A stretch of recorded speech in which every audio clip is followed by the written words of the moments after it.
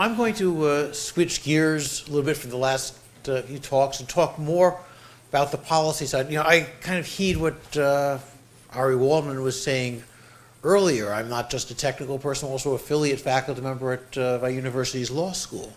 So, we have a computer security problem.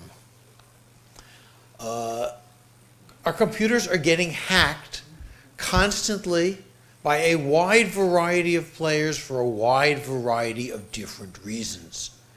And the technical community, certainly we've made progress, but the attackers have made progress as well. They've gotten pretty good. And yeah, we have a lot of different people hacking our systems with different motives. Sometimes it's political. Sometimes it's espionage, commercial espionage, government espionage, mixed. Sometimes it's random vandalism. Sometimes people just want the money. Most sites cannot stop a determined attacker. For many sites, if you have not been hacked, it's not because you're that good, it's because no one has bothered. You don't have anything that somebody wants, and the random attackers don't happen to have found you yet. And because of the importance of cybersecurity in the modern world, people say, well, maybe the government should do something. After all, especially when you're dealing with other governments, I'm not expected to deploy my own minefields and anti-tank weapons to deal with an invading army. And while I might have private security guards guarding my physical property, I also rely on my local police department. So what should the government be doing? And it turns out that a lot of the ideas that we hear are really, really bad ideas. National firewalls, separate the crucial networks from the rest of the networks.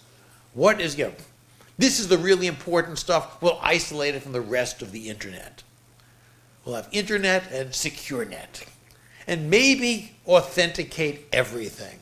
I've seen each of these recommended just very recently. Authenticate everything's being discussed in Parliament in the UK within the last week. Separating crucial networks was mentioned in David Sanger's new book. Maybe we should try all these things. Well, they're really bad ideas. A national firewall, a country is just too big. Bill Cheswick and I wrote 25 years ago that a firewall was good at protecting a domain run by a single small group of system administrators, that who knew exactly what was there and exactly what the policy was.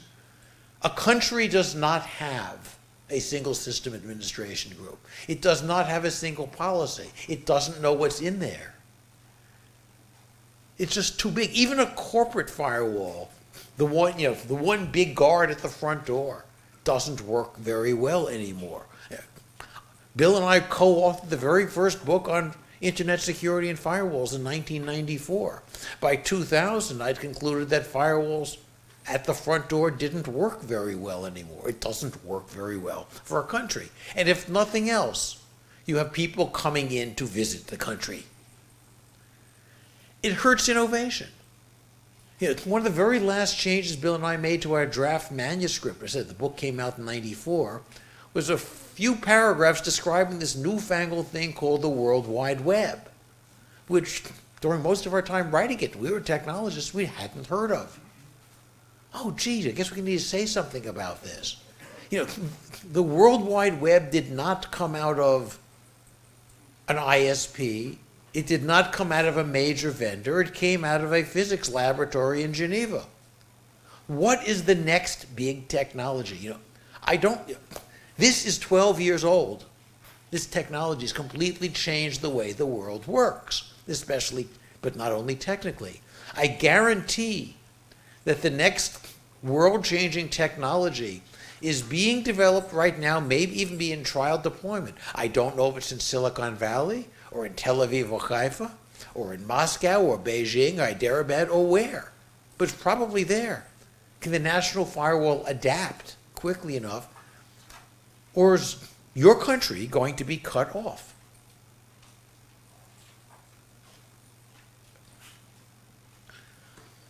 We'll put the military at the border running the firewall. In a democracy, that doesn't work very well. There are countries like China with its great firewall, other more authoritarian countries that have their own national firewalls. Iran, Saudi Arabia, Singapore are often mentioned. Russia would love to do more of it. They're doing some.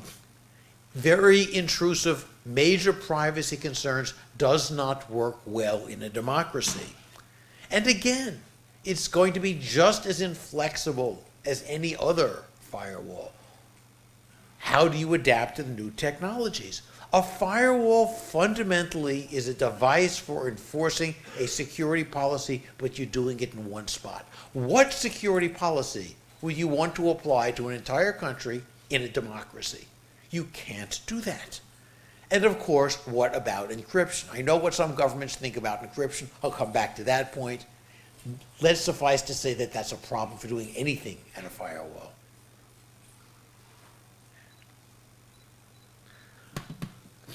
Another suggestion we hear is let's isolate the critical networks. What's a critical network? Can you keep things up to date as things change? After 9/11, in the immediate aftermath, when Lower Manhattan was effectively cut off, isolated physically, dust, debris everywhere, damage to the power grid, damage to circuits, very restricted access. A lot of the internet went off after the air after about 2 days, not because of physical damage to the equipment. It turns out that there's a lot of vital internet connectivity equipment in Lower Manhattan. And no one had told the New York City Police Department that data centers and co-location facilities and carrier hotels, routers, and so on were critical infrastructure. So the backup generators ran out of fuel, and the air conditioning filters clogged with dust, and no one could get in to deliver fuel or service these filters because this wasn't critical infrastructure to the New York City Police Department in September of 2001. What is the newest piece of critical infrastructure coming online? Even if you do have an up-to-date list, the critical and non-critical parts of your network need to talk to each other. Banking, finance is critical. Power is critical. Well, consumers need to talk to their electric company. Consumers need to do banking. This is a door in. Our security models are built on walls and doors. And we're pretty good, not perfect, pretty good at building walls, but we're awful at building doors. We get the policies wrong, we get the implementation wrong. And the door by which the consumers enter the bank can also be the wedge to an attacker.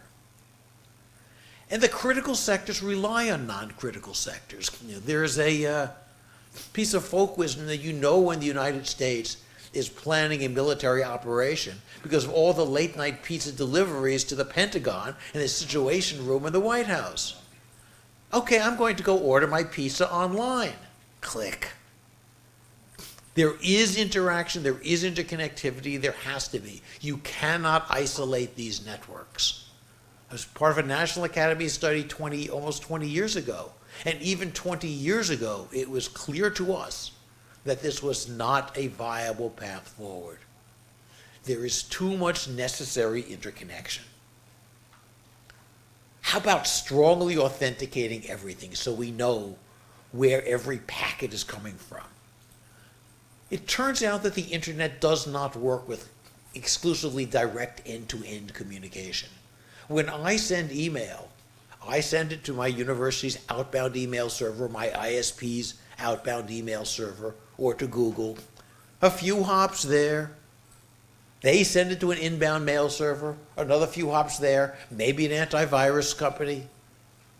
Then it gets downloaded. Multiple connections. How do you attribute each connection? To whom? Do I delegate my credentials to my ISP? What if it gets hacked? My credentials get stolen. When is a computer acting on behalf of a user and when is it acting on behalf of itself?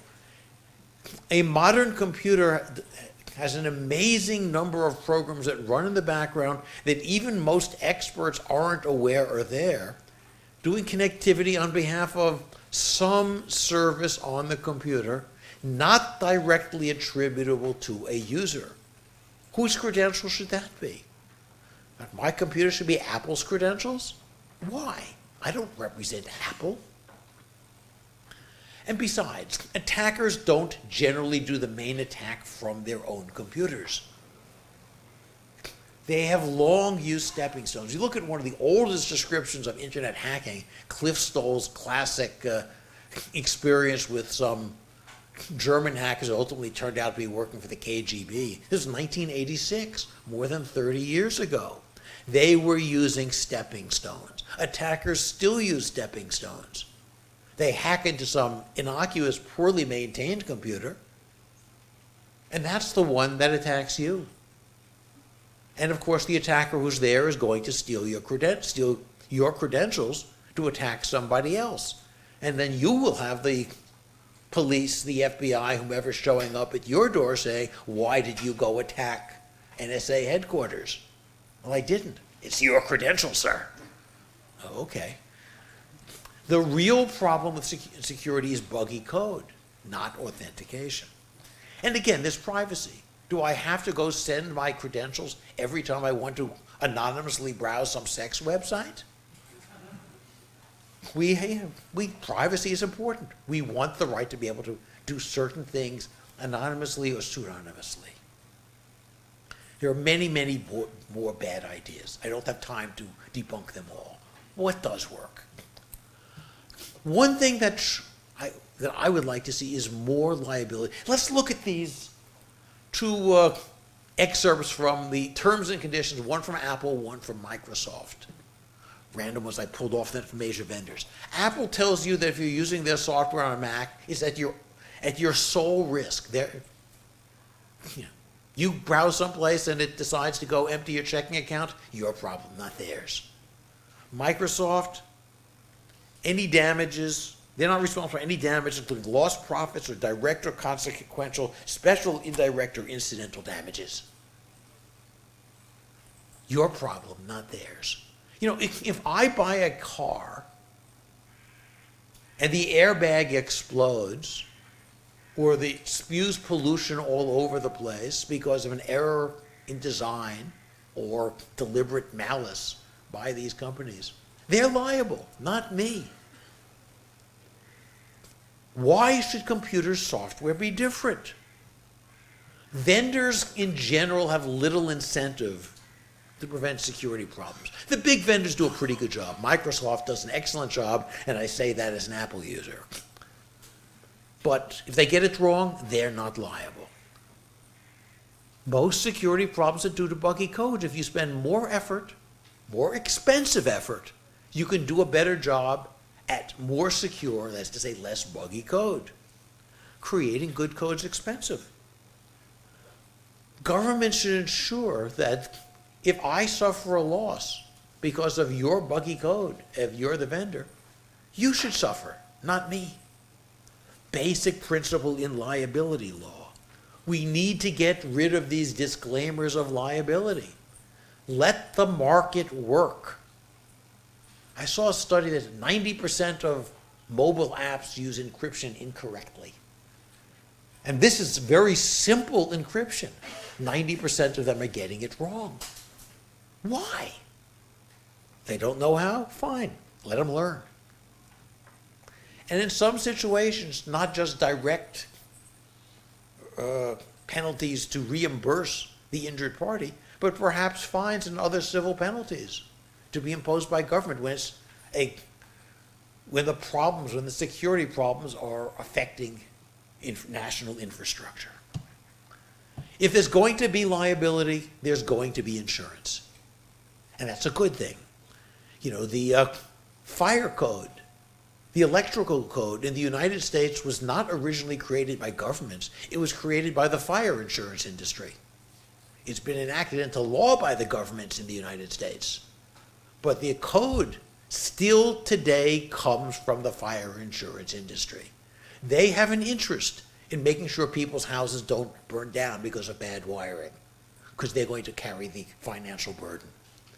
Companies who are liable for security problems in their code will want insurance. Insurance works a lot better if there's actuarial data on what does and doesn't work and who does and doesn't get hacked. We don't have really good data on the really big hacks. What really caused it? Even Equifax, where we had congressional testimony about the loss of personal data on 150 million or so people, just touched the tip of the iceberg about what the real problems were. We need public data that can be analyzed, including quantitatively analyzed, but also to teach. What should I teach my students they should be doing to design secure systems? One of the reasons why air travel is so remarkably safe is that every accident is investigated and there is a public report. And the airlines and the airplane manufacturers and the pilots and everybody else learns from this. We need this for computer security. Governments can mandate investigations, can perform investigations, or at least strongly encourage deep, real investigations and publication of what went wrong. The real secret in a lot of companies to good security is good system administration. It's, in the security world, the technical world, we love to talk about 0 days. Bugs that nobody else knows how to exploit but you, the attacker. Stuxnet, according to every report, exploited 4 or 5 0 days. Great. It has been attributed publicly to 2 countries in the world. I won't bother naming them in this room. Most system penetrations do not occur because of 0 days. Someone from the NSA was recently quoted as saying it had been 2 years, more than 2 years, since they last investigated a penetration due to a 0 day. There were patches that weren't installed. There were procedures that weren't followed. Your system administrators are your front-line defenses against attacks. Good system administration is priceless. It's often not valued. It's a high-stress, low-status profession, and it's rarely done well. I would love to see disclosure of system administration practices as required to investors. Securities regulators and financial stock regulators around the developed world require disclosure of material facts to investors. How good your system administration is should be one of these things, because this tells a wise investor what the cybersecurity risk is. And if there's going to be a fine, if there's going to be liability for a failure, this is one of the things to take into account. Did I really try hard or not? Encryption. I could give a whole separate multi-hour talk on encryption and governments dealing with it. I don't have time today. I'll simply say that for security, we need more of it. Exceptional access, government backdoors into encrypted data, is a pretty much guaranteed way to create insecurity. There are a lot of research issues on how to use encryption well, in particular how to handle keys easily. It's a very hard technology for most people to use correctly. I'll simply say that we need a lot more of it. And one thing that's exclusively in the domain of government is international norms. We know what the norms are on armed attack involving what has become called kinetic weapons, bullets and bombs and missiles and so on. We don't have strong international norms for cyberspace. Is a government-sponsored hack an armed attack within the meaning of international law? Is espionage okay? Is espionage against commercial outfits as opposed to defense contractors okay? What about what has become called preparing the battlefield? You hack into a potential enemy's infrastructure, not to actually do anything, but if a war breaks out, you can suddenly shut down their networks. stepping stone attacks through third countries. What are the international norms? What should they be? This is a question for the diplomats of the world and the international lawyers of the world, not for technologists. But if I'm going to design a defense, I need to know what I can and cannot expect. None of this is easy. For everything I have suggested, I could spend a lot more time than I have today explaining exactly what's wrong with each of my own ideas. And there are exceptions to everything I've said. But we have to start somewhere. And the purely technical defenses are not going to stand by themselves. Thank you. Since then we start with questions, I'll put up